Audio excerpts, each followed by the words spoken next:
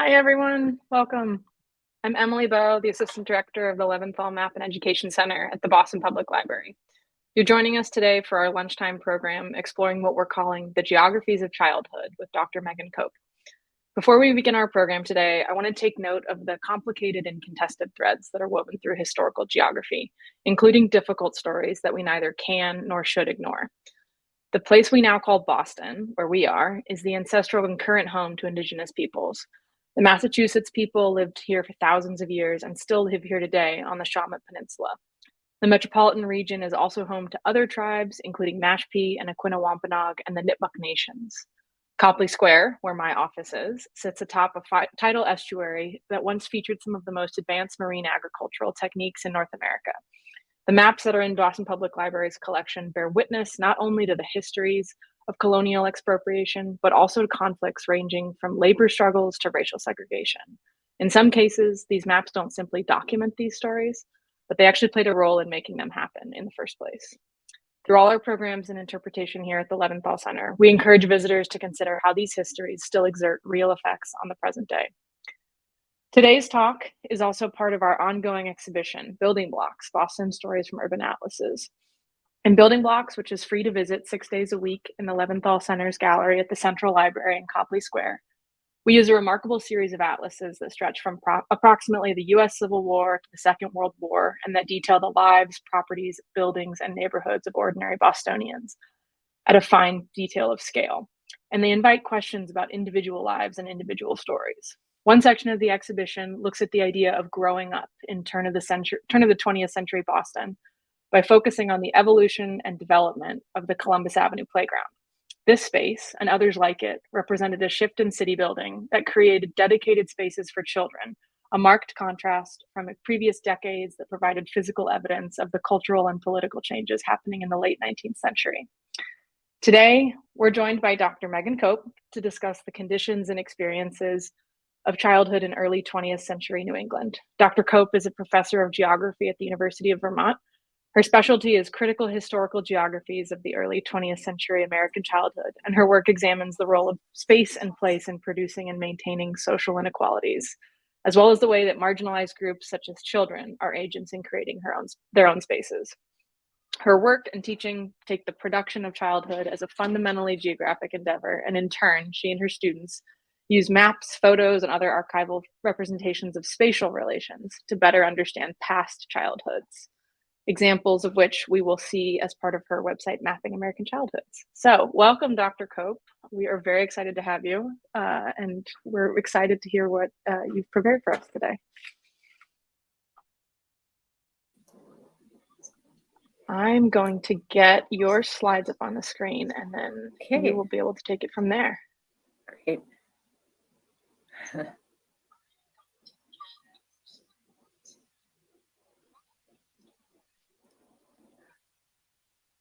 Okay. And Emily, for some reason, I'm having a terrible echo problem. I will, when I remove myself, I think that may fix itself, so.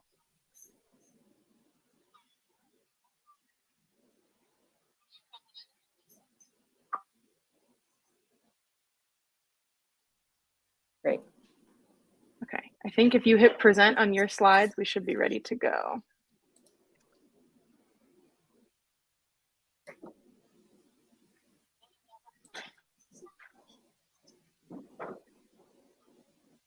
Great, okay. Whoops, this is the wrong way, I'm sorry.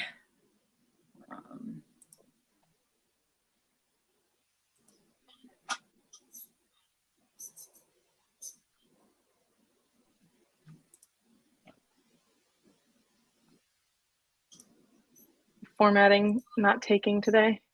Try it one more time. 1 second. A good reminder that the computer gods are alive and well and yes, ready to invoke chaos on all kinds of live streams.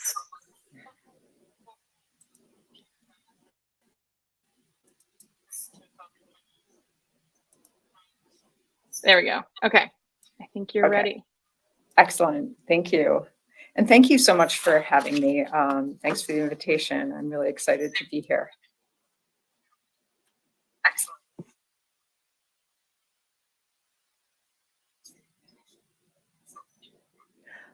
I'm really sorry, but I'm still having a delayed echo, and I'm hearing myself a moment after I stop speaking. I can hear that in your computer now. You don't have headphones, do you, nearby? Yes, I do, actually. That might stop that. There we go. Do you have the other thing is you might have the YouTube link pulled up, Megan, in your browser. I'm wondering if that's it. Oh, okay. I might, hold on one second, and I apologize to everybody. It's okay. I think we've got fans here in the audience here so far. Well, for everyone, while we wait, if you haven't had a chance to come visit Building Blocks yet, the show will be up until August 23rd. So we very much invite you to come, especially if you are in Boston and the heat is what it has been recently. Our gallery, in addition to being interesting, is also very well air conditioned. So come see us before the summer lets out.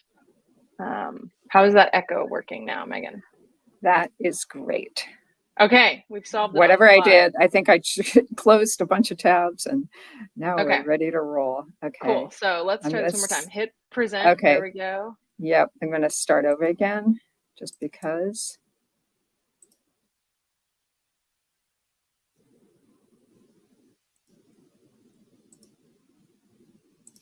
And hopefully you can see that. Okay. I think we now are ready. Phew, finally. Okay. Sorry about that. No worries. I'll let you take it from here. Okay. Thanks again. Sorry for the technical difficulties. And thanks for encouraging me to join you today. I really appreciate it. So what I'm going to do today is share a few case studies that are based on my research over the past 10 years. I've been working on a project called Mapping American Childhoods, and it's focused on understanding early 20th century children and childhoods in the US and from a geographical perspective. And so I'll kind of take you through a little bit of what that means. And today, what I'm really going to focus on is some of the amazing resources that we can use to understand past childhoods, and specifically the geographies of past childhoods. I really appreciated wandering through the Building Blocks exhibit. It has been so wonderful as a really inspirational example of what you can do with lots of different primary sources. The piece on the Great Fire of 1872 in Boston, the smallpox epidemic. I love how you take up Florida Ruffin Ridley's positionality and her writings throughout all of the different sections of Building Blocks. And really, so many of the sections have a lot to say about childhoods and children's experiences. And so it's a great primer for me. So I just wanted to call out this photo before we begin. This is a Louis Wicks-Hine photo. He, of course, was taking photos primarily for the National Child Labor Committee in around the turn of the 20th century into the 19 teens. And this is called The Dumps Turned into a Children's Playground. It's probably very familiar for those of you who study Boston, and was taken in 1909. So a great example of the ways that spaces are repurposed in some cases for children. So what are the historical geographies of childhood? What do we mean by that? I'm just going to move this out of the way. I'll give you kind of a quick overview of more of the conceptual side of how I approach this work in an academic sense, but then I'll also talk about some of the sources that I use. So in the, get my right tools here. Okay. So in the academic approach to historical geographies of childhood, there are two main focus areas that I'm going to take you through. The first is focusing on the spatial dimensions of the social construction of childhood. So this suggests that we recognize as social scientists that not only are spaces produced by social processes, the fundamental understanding of human geography is that people make spaces that they need, right? We create cities, we create ports, we create transportation systems because we need them for our lives. And in turn, we are subject to them as well. So spaces are socially constructed. So is childhood. Childhood is a social construction of age, and it changes over time. So the notion of an ideal childhood today is quite different from what an ideal childhood was in, say, 1910. And so there are a couple different ways that we could look at this from a geographic perspective. So we could look at the creation of children's spaces, both materially and the ways that they're socially constructed. We could look at the rules of place for children. For instance, in public space, you're supposed to behave this way or do these things and not do these other things. Rules are, of course, a major component of childhood. We could look at the notions of the ideal child or ideal childhood and who has access to that. This is where we come in very strongly to recognitions of social difference. So the understanding that power and social difference mean that children were subject to and participated in structures of race and ethnicity, class, gender, immigrant status, and many other dimensions of difference. The second sort of conceptual engagement that I'll talk about here is that we attend to the lived experiences of children and young people in places. So a couple components of that would be looking at the material spaces and mobilities. So everyday places, occasional places, dangerous spaces, fun spaces, as in building blocks in the section called having fun. And then also daily mobilities, things like the journey to school, the journey to work for a lot of children, where children were playing and how they got there. And also, and I won't talk about this very much today, I've been doing a project on children's health and actually mortality. Children had a quite high child mortality rate in the early 20th century. But then we can also include things like injury, illness, health and well-being, and so forth. And then finally, paying attention to intersectional childhoods, recognizing that affordances and opportunities were based on the positionality of children in terms of race and gender and immigrant status and class. And those are complicated systems to try to untangle, and particularly when we're looking historically. So again, just giving a shout out to Lewis Hine here. This is a market scene, again, in Boston. I couldn't quite figure out exactly where this was. We'll get the experts on that. Again, taken in 1909. And it really shows you the presence of children in public space in a very different way than what we might see today. And it's kind of a really good example of a photo of children in public space. But then I also I kind of stole this photo from the building blocks exhibit. And I thought this was really cool. And when you look at it at first, it's a little ambiguous what this particular space is. We see some steps, we see what maybe looks like graffiti or something like that, and maybe an awning. But when we zoom in to a little piece of it, what we see is a little girl sitting on those steps and some Hebrew characters, as well as a bunch of tic-tac-toe games. So I thought that was a cool example of the ways that in many cases, children are actually appropriating spaces for themselves. Now, this might have been a little bit mischievous, but on the other hand, it was a way in which children were able to kind of use space for their own purposes. So I thought that was a good kind of launching point for us. Okay, so then how can we look at, say, just focusing first on maps, how can historical maps inform these sort of historical geographies of childhood? Well, here's a little snippet using Atlas Scope. And again, I'm very grateful to the Leventhal Center for the amazing project of Atlas Scope. It's super fun to play around with and really, really useful as a research tool. So here's a little piece of Jamaica Plain, Massachusetts, part of Boston, and the Perkins Institution and the Massachusetts School for the Blind. What we see here is just a snippet, but when we look at the ways that things are categorized, we can identify that some spaces on those maps are designated for children. Obviously, something like schools, playgrounds, and institutional homes. So the early 20th century was a really important time period for institutional homes because it was kind of the high point for children being relocated out of families if families were in crisis, and I'll talk about that a little bit more in a minute.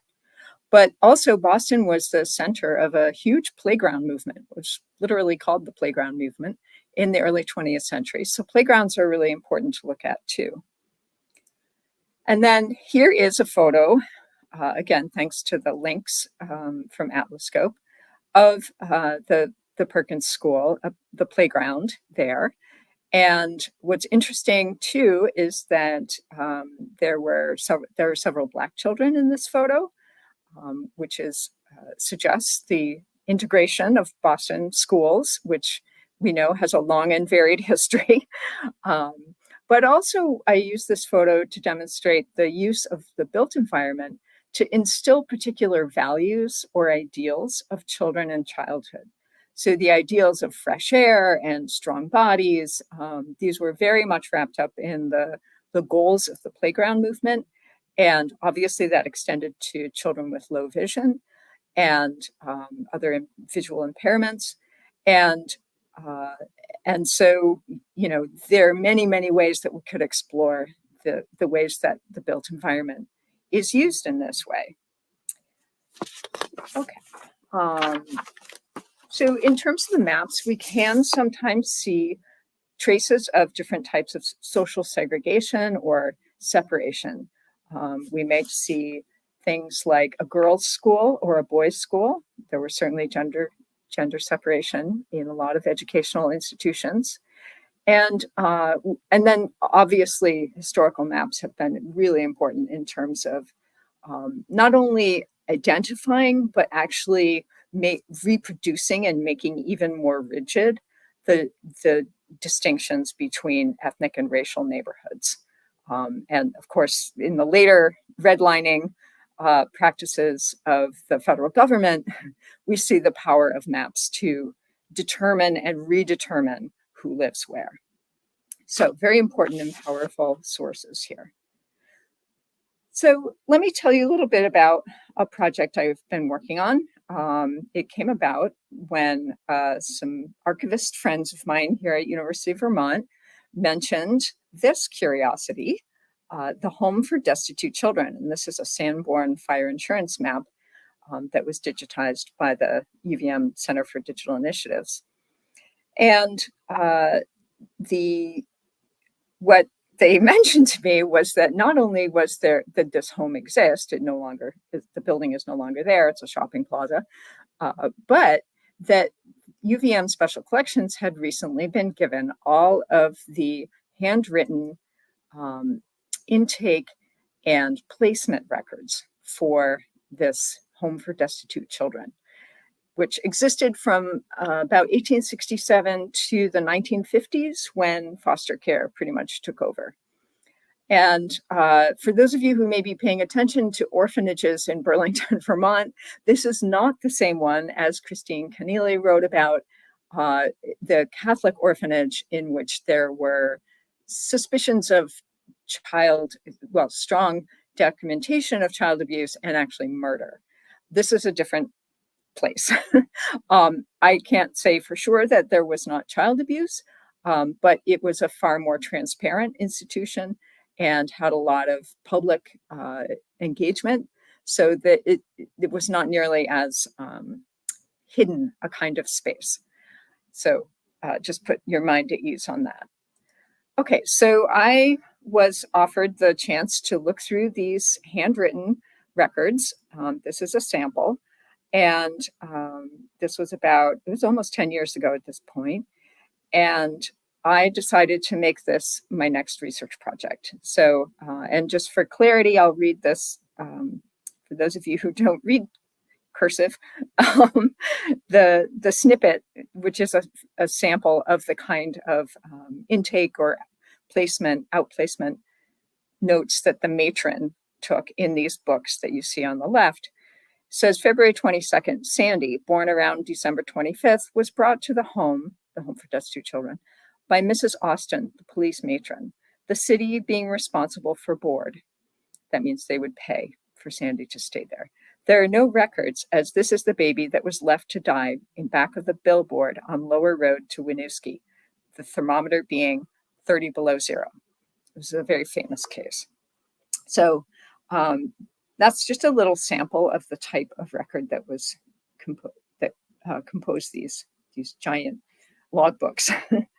And the more sort of conceptual pieces, I'll always put them in green with this little arrow. Included that I've gotten out of this project are things like the notion of an ideal child, clearly white, Christian, male, very physically sturdy and smart, and the ways that that ideal actually shaped the home's daily practices. And that was quite important for creating the space of the home. And this combined with the notion of an ideal childhood. So what were the sort of expectations about one's childhood? It was meant to be characterized by family and church and school and fresh air, and ideally in a rural or suburban setting. And this is a broad sort of cultural ideal at this time. Obviously, it changes over time, and clearly not everybody had access to those ideal childhoods. And that's part of the interesting piece about it. So then this project turned into a whole multi-year thing involving transcribing records, 40 years worth of records, mapping 1,700 children's paths in and out of the Home for Destitute Children. We created story maps, tracing individual families or sibling groups. We made a website, and I've put in a little tiny URL there so you can get to it quickly if you like. And written academic papers on this as well. So just again, a couple key highlights here of this project. We found through mapping that the migration patterns of the children who were brought to the home and then placed out showed some pretty distinct statewide trends. There was definitely a clustering around railroads. That's what the red lines are on the map. And allowed people to get to Burlington. This was a statewide institution, and getting to Burlington, particularly before the interstate, was not easy. So the railroads were really key in that process. And there's sort of a basic net process, sort of trend toward an urban to rural migration. So more urban children, urban taken very loosely here in very small cities of Montpelier and Barrie and Rutland and Burlington itself. More urban children came from urban areas, and they were more placed out into rural areas. There were, in our estimation, there were very few true orphans that had lost both parents. They were mostly families in crisis who were living in poverty or had illness. If one parent died, for instance, the other parent couldn't both work and take care of children. And then I found that the perspectives of the matrons and the board of directors really shifted over the decades from 1899 to 1941. And we definitely see trends of the progressive goals of the turn of the century, the eugenicist ideas that filter in the 1920s, and then a shift toward foster care in the late 30s and into 1940. I kind of stopped there arbitrarily. And then this is a little snapshot of my recent publication in the Geography journal called Area. And here what I explored was the ways that matrons and the board of directors used control over time and space in really finely grained ways to order the children's lives and instill sort of proper behavior and proper values, and hopefully generate children who were, you know, able to work, able to sustain themselves, stay out of jail, stay away from the reform school, and those kinds of things. So it's really fascinating to read those processes. Okay, now I'm going to shift to looking at some other sources. This is a really fascinating example of a whole host of types of materials that are available, and many of them are digitized. So a few years ago, I wrote an article about national shifts in child labor laws and compulsory schooling in the early 20th century. And I was taking kind of, again, a geographic perspective. And I bumped into the amazing publications from the Children's Bureau that was part of the Department of Labor at the federal level, and the National Child Labor Committee, and found them to be really rich and valuable. Of course, there are also photo archives by Lewis Hine, which is on the Library of Congress website. The Works Progress Administration had photographers in the 1930s. The census, including the manuscript census, is incredibly useful. A lot of these, again, are available digitally, and really fascinating ways to put things together. So this is one of the pieces that I bumped into. It was a project written up by the Children's Bureau, and I'm flagging in the bottom right-hand corner the actual researchers and authors, because they were often hidden in the in the depths of the publications themselves, and it made it look like it was just the Children's Bureau that wrote it. But in fact, this was written by Helen Dart and Ellen Matthews, so shout out to them 100 years ago. And so the kinds of things that I was able to do here was to look at the spatial divisions by race, gender, immigrant status, class, and so forth, as I mentioned a moment ago. So here's a little snippet of one of the cities that this project covered in Texas, and it shows you the public school labeled colored, right, in the language of the time. And similarly, the church, the Mother Zion Baptist Church, was labeled colored.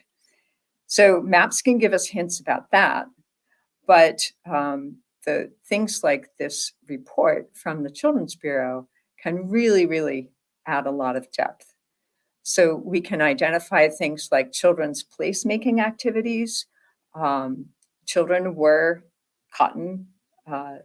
essentially cotton farmers, farm workers, and they occasionally went to school, and presumably they played. And so we can look at, a little bit of information about those things.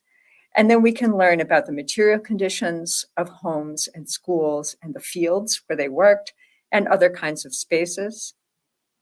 And also consider children's daily mobility between sites and their longer term migrations. So I won't go in a lot of depth about this report, but I do want to read you a little snippet of it so you get a sense of what it's like.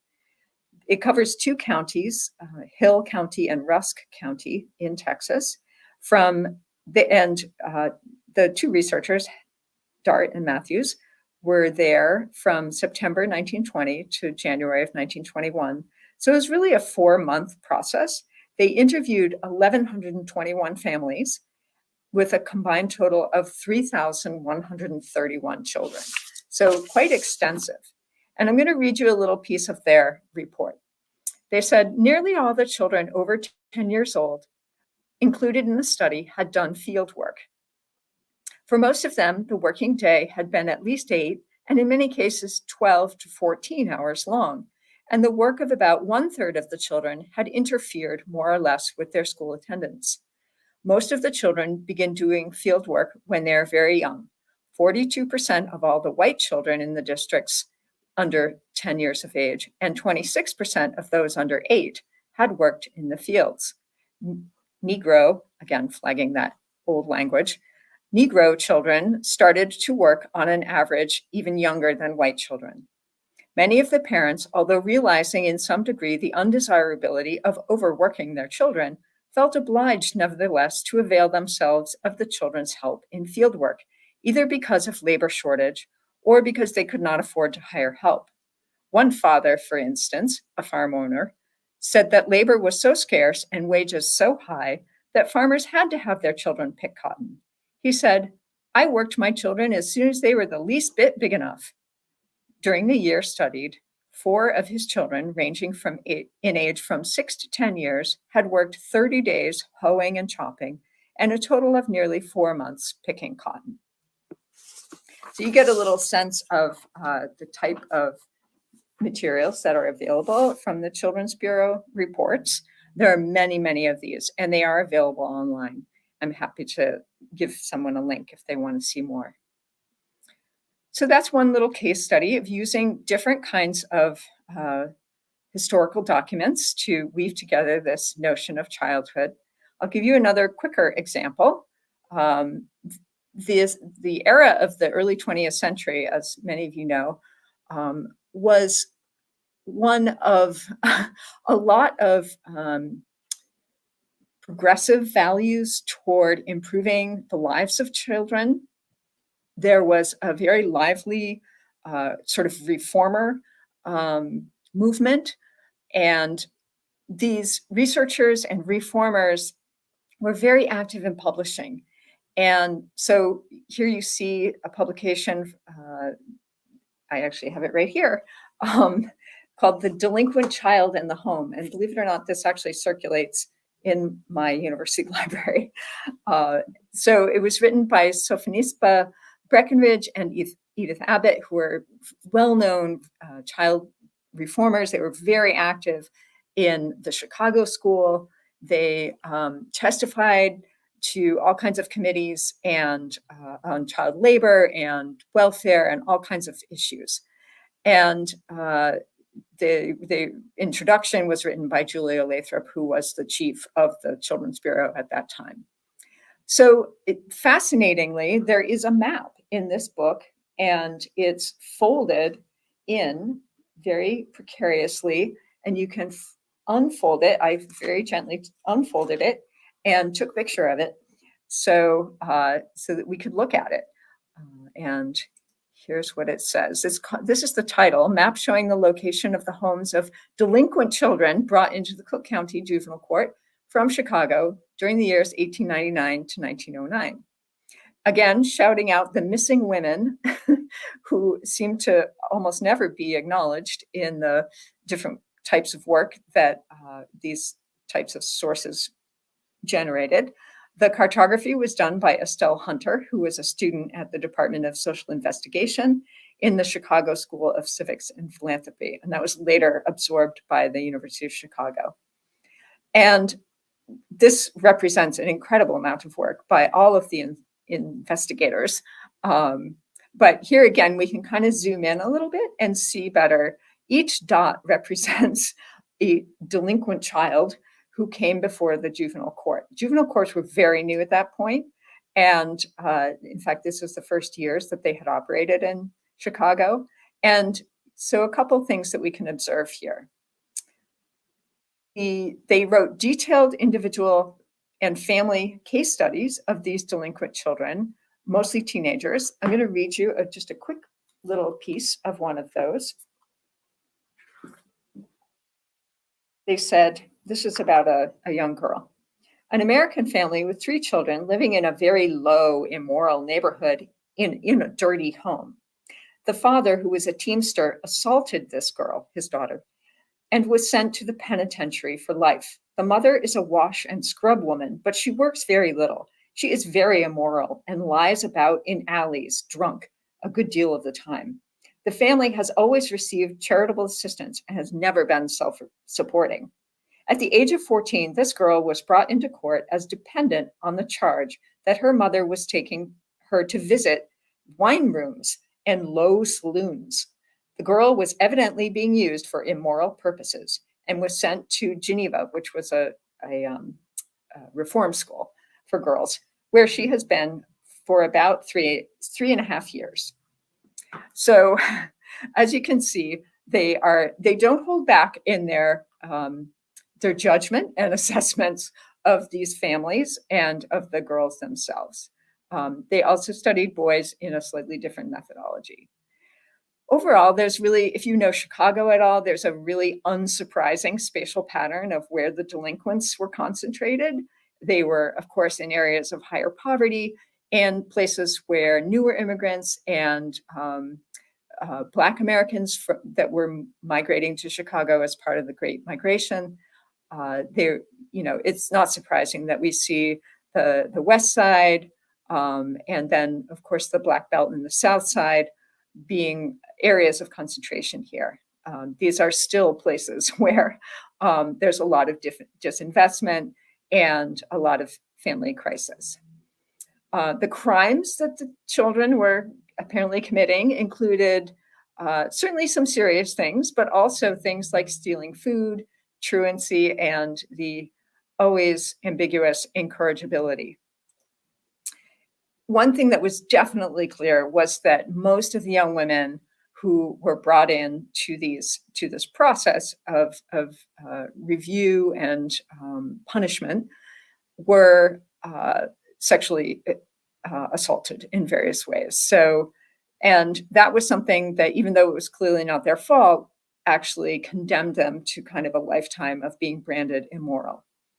So some really interesting commentaries with these kinds of documents, because we can really see how childhood is being framed and socially produced and really differentiated between different groups. And that manifests in lots of different geographies, from the city scale of different neighborhoods all the way to the sort of micro scale of back alleys or low saloons or whatever it is that they're focusing on.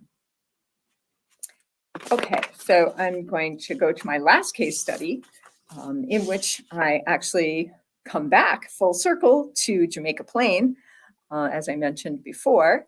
I told you about the Perkins School at the beginning. And this is really an example of combining sources to illuminate daily life and past childhoods. So many of us who work in historical time periods have also been bitten by the genealogy bug. And so here what I'm going to do is actually combine a little bit of family history, use the manuscript census, make excellent use of Atlas Scope. Thank you again to the Leventhal Map Center and its linked photo archives. So here's a snippet of the map of Jamaica Plain from Atlas Scope. And what we can see is, what will be revealed is some of the daily patterns of life as participated in by John Ferguson, who was my grandfather. So here's the manuscript census entry demonstrating that he lived on Lamartine Street. I don't know if I'm saying that right. And his father was also named John. So he's a little tricky to see, but he's highlighted in yellow on this snippet from the manuscript census. So in 1920, my grandfather was 5. He was actually turning 6 later that year, but the 1920 census was taken in January, which is a little unusual. It's the only year that was in January, not in April. But he was not yet 6. So that matters because we can basically take this and try to reconstruct a little bit of his daily life. So, that was supposed to be where he lives, but I'll show you that in the next page. Okay, so what I'm going to do here is basically take the 1920 manuscript census data and put it on top of the 1924 Bromley Atlas. It would be nice if they totally lined up in years, but I think they're close enough that we can use a little bit of kind of poetic license here. cartographer license. So here we go. Here's the spot where John and his family lived. Again, his father was named John as well. His mother was Sarah, although she went by Sadie. He had an older sister, Eileen, and then himself, and a younger sister, Barbara. Now, he also had a brother, James, who was would have been, I don't know, something like 10 years older than, or 8 years older than John, but he actually died at the age of 3 in 1910 of diphtheria. So these kinds of family histories can also, through their absences, create a recognition of the types of diseases and health and mortality issues that were faced. And I remember my grandfather telling me the story of when his mother was informed of his brother's death. My grandfather was born well after this time. He was born 4 years after the death of his brother. So he didn't know him, but he carried on those stories. Okay, so let's look a little bit more cheerful side of things. Who were John's friends, right? Here's some ways that we can combine census data and the atlas to kind of recreate a little bit of a social network for 5 or 6 year old boys. Here's some candidates in blue circles. Edward Dubski, who was 5, he lived right next door, and his Polish parents rented the second floor of number 251, as I said, quite close by. Michael DeSimone, he was also 5, and his Italian family owned number 261 Lamartine Street. Maybe my grandfather was friends with Albert Single, who was 5. He was of German descent, and his family rented number 231 Lamartine Street. Or Russell Peterson, whose parents were born in the United States, but his grandfather was Swedish, and he lived at number 4 Chestnut Terrace. Or perhaps any of the other many 5 or 6 year old boys who lived in this neighborhood. And here I've mapped them as much as I can find from the census, right? We had Jerome and Herbert and Stanley and Delavan and Arthur and Robert and Joseph. Right? So quite a collection of 5 and 6 year old boys. I didn't even include the 7 year olds, and there were a bunch of them. But it gives you like a little tiny sense of what was it like to be there, right? As a 5 year old boy. Right? Okay. So then what can we do? What else can we guess about his everyday life? So here we go again. This is the circle of his home, on Lamartine Street. Which school did he go to? I don't actually know. The nearest 2 schools that I could find were Bowditch to the south. You can see it in the lower corner of the map. And here's a photo of it. I did not have a chance, or it was not able to find out what grades the Bowditch school covered to know whether he would likely have gone there. It would have certainly been a fairly direct route for him to walk, right? And of course, most children walked to school in those days. Or did he go north to Chestnut Avenue School, which is actually off the map here? I don't know. And not sure how to find out, but some good questions. Another question, where did he play? There was, on this 1924 map, we can see a location where the Jamaica Plain playground was planned. They had a later annotation here identifying that some land takings were going to be used for a playground. But unfortunately, this did not come in time for John because, by 1924, he was already 10. And this wasn't even built yet. So he probably didn't ever make use of that playground, if it was even built. Again, I didn't quite go down that rabbit hole. There were plenty of other rabbit holes, so I was busy enough with them. Okay, but what I noticed was that there were not really any other playgrounds right nearby. And so I'm not quite sure where he played, possibly on the street, on the sidewalks. He seems to have had a little bit of a yard at least, Maybe his friends had yards, maybe inside the houses when it was cold, and some interesting questions about daily life. Then John's father died of the flu just a little bit later in 1920, and it was the sort of 1918 flu, even though it actually lingered. And I think we all understand that in a new way recently that we might not have before. And the family moved to a larger home nearby on Oakview Terrace, which is a very beautiful street. And they actually rented out rooms to 6 single male lodgers. And that was a quite common way for widowed women to support themselves and their children. So in 1930, the family had 6 single male boarders in their household. John was 16 and was still in school. His older sister, Eileen, was 25 and working. His younger sister, Barbara, was also at home and going to school. And so the question is, what was life like there for teenage John, right? Did he make new friends? Did he have a different school he went to? Probably because he would have been in high school by that point.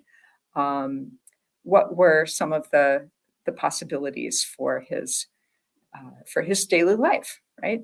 So this is an example of how a composite of different data sources can kind of generate a sense of everyday life, give us a sense of the commonly visited places and routes, and the ways that social networks and interactions were likely formed. And I think it's useful to use these kinds of sources to contextualize family history. And of course, we know many, many people are very interested in family history, but also to bring texture and depth to academic and museum work, because it's a way to weave together different stories, oral histories, and photos that might not otherwise be available. Okay. Last point is that I'm really grateful for the digital access to these types of sources. Tools like Atlas Scope, the Library of Congress website has just tremendous resources. The US Census has been digital.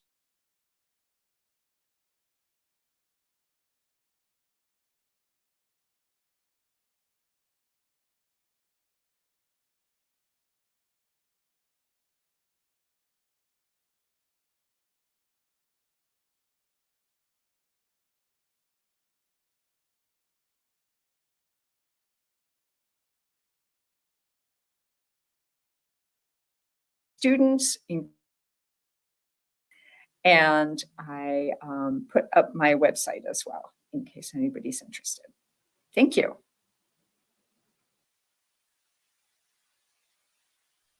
Awesome. Thank you, Megan. That was really, really wonderful to see. It was also great to be able to see Atlas Scope in full use, paired with many of the resources that we frequently direct patrons to. You sort of modeled the research process for what a number of patrons I think end up coming to look for, is sort of tracing routes or the locations of family members. So that was really, really wonderful. Thank you. We're going to move into the Q&A portion for the audience here.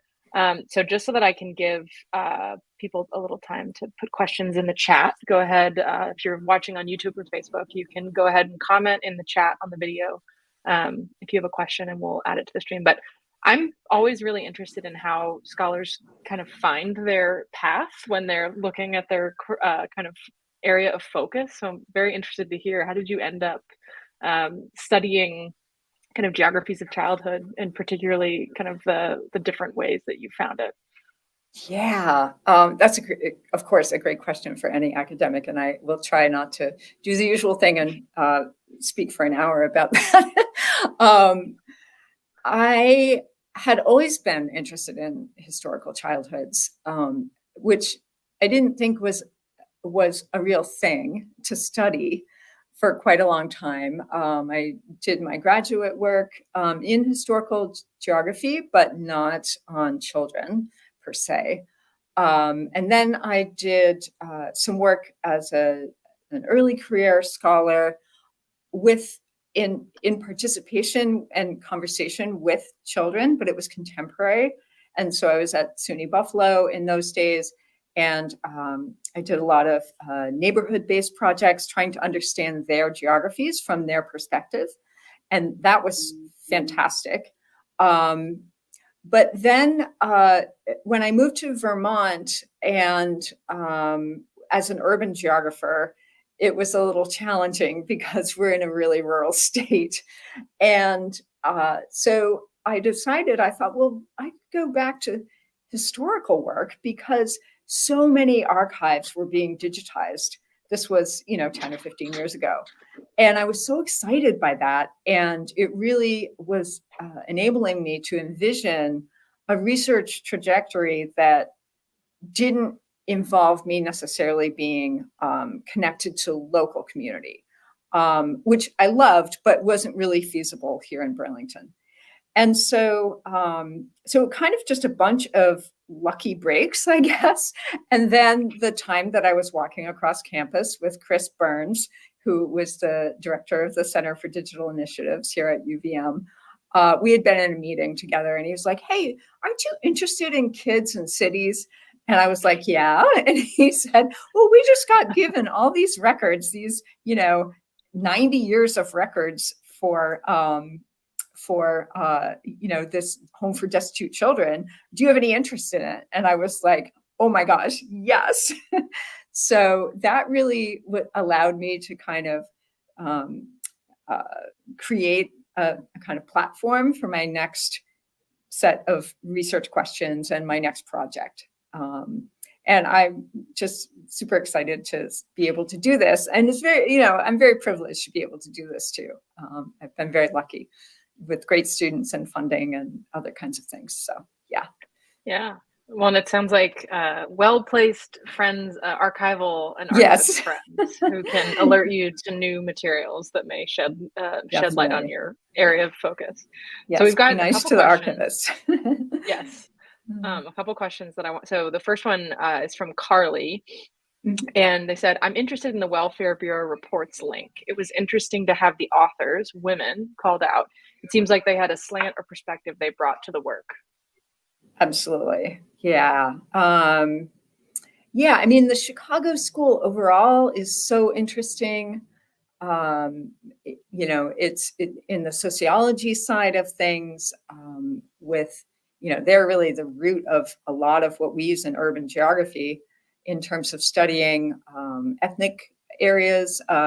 Lots of very racist assumptions were made, of course, and then reproduced through their work.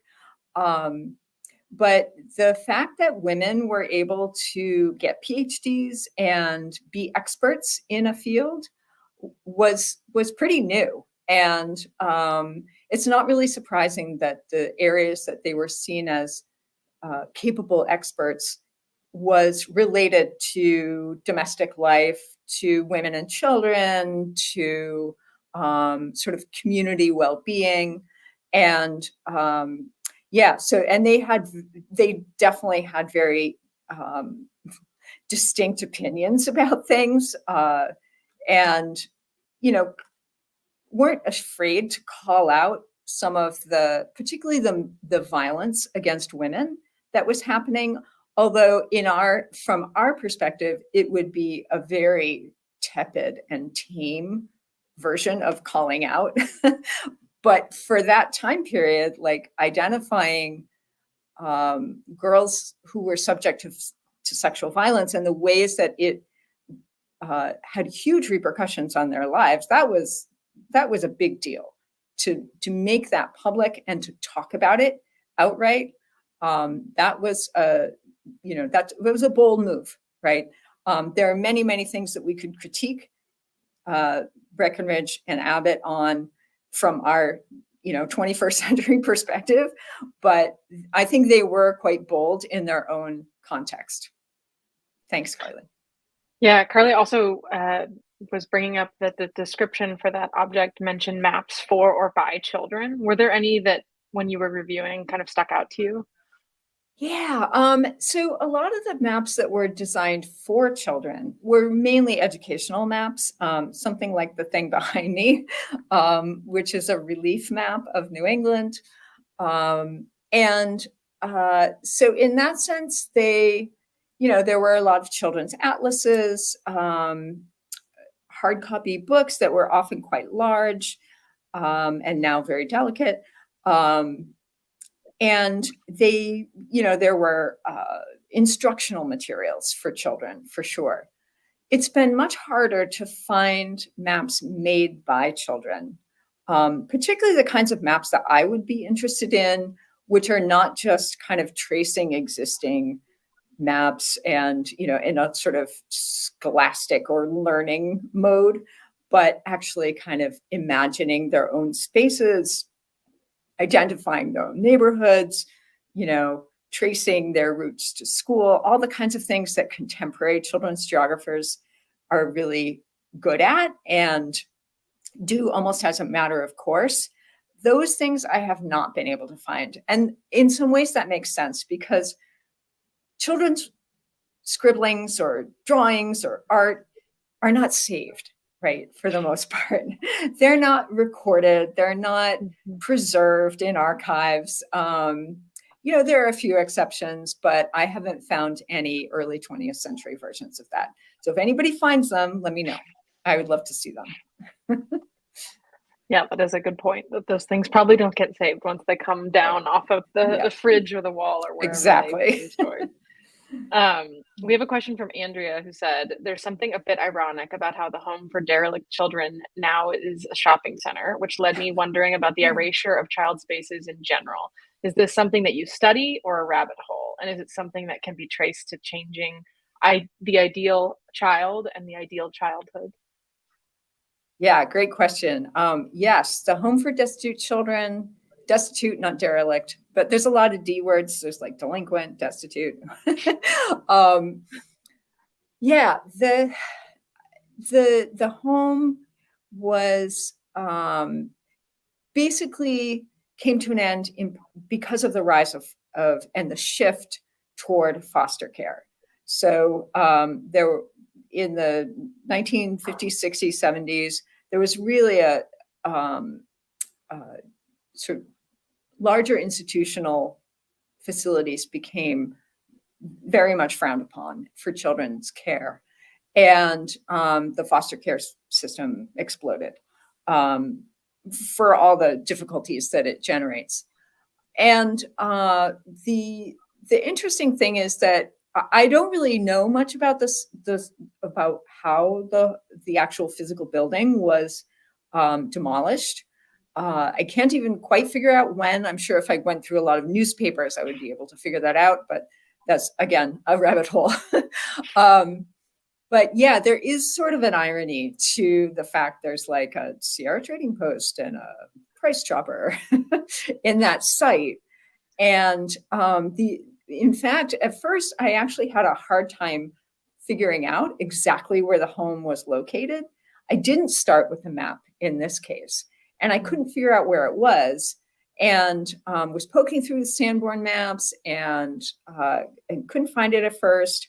And then I realized that there had been a clue the whole time, which is that the cross street off Shelburne Road, where the Home for Destitute Children is called Home Avenue. And still today called Home Avenue. And I had driven it many times. And I was like, oh, of course, that's where it is. So in some ways, maybe the legacy of those children lives on in the name of the street, the cross street. But yeah, it's an unfortunate erasure. It would be really fascinating, I think. And I think there's interest locally for these kinds of histories, to be able to understand the kids who live there. And in fact, the kids who died there.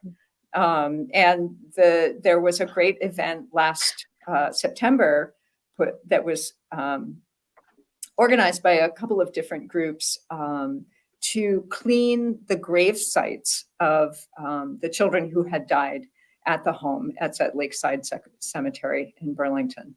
So I think there is some memory of it and some interest, but it's hard to preserve when you're coming up against a giant parking lot and a shopping center. Yeah, and it is always interesting when there's little clues like that hiding in plain sight that you don't know what to do with until you are stumbling upon some question that makes you sort of Yeah, get there. So yeah, yeah, that's for really, really sure. interesting. Last plug for anyone in the audience who hasn't asked a question, go ahead and put it in the chat. But we are very grateful for the audience joining us today.